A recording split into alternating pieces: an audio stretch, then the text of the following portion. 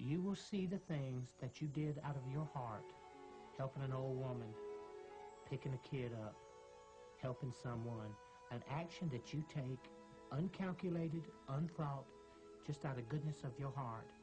These things herald through the universe, not your great accomplishments, not what you achieve or what you think has value. The little things have value. And what I had always thought was important and nice things I had done, they didn't even count for anything. It's the little unknown things that you do for one another. And love there is always helping to give others a love and helping hand along the way, and at the same time you're benefiting because you're receiving also. And the question was, what have you done with your life to show me? Well, I'm looking around this panoramic view, and I'm hoping that you'll notice some good things, and of course I'm trying to pick the best thing and hoping you won't see some rather embarrassing things that happened to me as a teenager.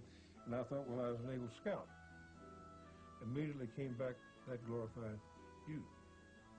Again, the answer the second time, what have you done with your life? But this time the emphasis was on to show me. But I understood what he was saying. He was asking me, had I learned to love my fellow human beings the way that he totally accepted and loved me? And when you look at it from a place to review and to be critical of yourself, not to be judged, to be condemned. There is no condemnation in it. There is none. There is nothing but, hey, look at yourself. Look who you really are. And look what you've done. And then give it a value in the eyes of God. The death experience gives you a value of what that love is, that you are so deeply loved and that you yourself so deeply love. You begin to sense a part of yourself greater and far more magnificent than you ever give yourself credit for. Frequently, too, people tell us that this being is also interested in the knowledge that they've acquired in this life. If there is a scene in which one is seeking knowledge by taking a course or attempting to understand something, that this being comments in an almost offhanded sort of way, that even after we die, the process of learning goes on, and that what we learn here we can take with us to the next realm. People say that love primarily, and then in a secondary, almost grace note sort of way, that it seems to be the knowledge and the understanding we acquire. How interesting. After a time in this light, all of these people have to pay a return trip back. And it's very interesting that when they do, after having been in the presence of this being of love and light for a while, they literally don't want to come back. They resist the attempts very often made to send them back. I never wanted to come back. I wouldn't have traded, and I would not trade today. For the few moments that I got to spend on the other side, I wouldn't trade 20 of these lives. And when I had to come back, I came back dragging, kicking, and scratching, because I didn't want to. And I'm told then, are you ready to go back? No, I want to go on to the City of Light. No, don't you want to go back? And I could hear my daughter and look back and see her and my husband. They were saying, bye, don't go, come back to us. Mama, I need you. Mom, come back. And they asked me again, are you ready to go? I said, no, but it seems that my daughter needs me, so I must go back. I really had no reason to go back except that I can remember my mother.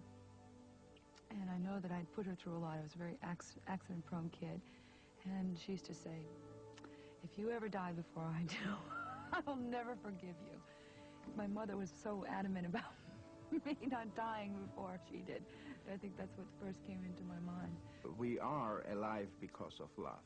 And this was what brought me back, which, to be honest, I didn't want to come back, but this love brought me back. Love of that people who wanted me back.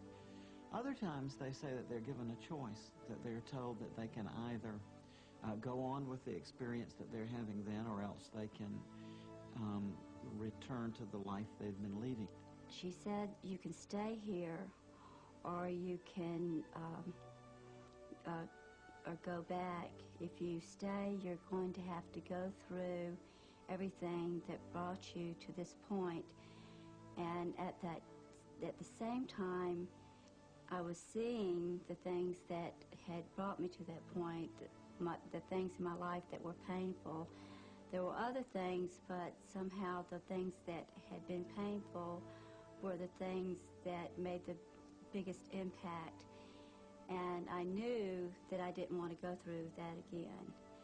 So there's no way to escape that if you try to kill yourself and you succeed, somehow you're going to have to go back and live the life from the beginning and go through everything that was painful in your life and then have to go from the point where you killed yourself also. So you're not escaping. And people will say to me, they say, well, Daniel, what about hell? I'll say, well, they didn't bring it up, and I darn sure didn't. Because maybe they might have checked and said, hey, Daniel, you're on this wrong list. You're supposed to be somewhere else. They also want to know about hell. Is it a fiery, burning place? Well, what I found to be hell was separation from God. This is a total hell. Darkness, where I was first. This is the same as somebody told you, the separation from light, from love, from God, from infinity. Of course, this is hell. That's why suicide was condemned by all religions. That's why they are telling that you will go to hell. It means you will go to nowhere. And nowhere does not exist. It means you will go somewhere on opposite than goodness.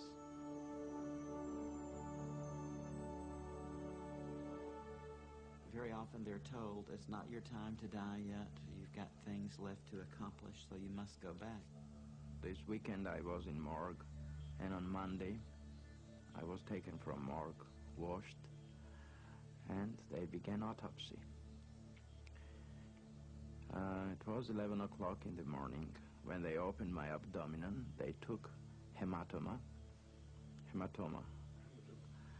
and they began this T-kind autopsy, and some great power took me with neck, I think, that part I can explain, and pushed me down.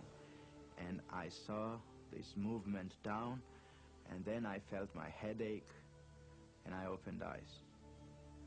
And this was coming back to my body.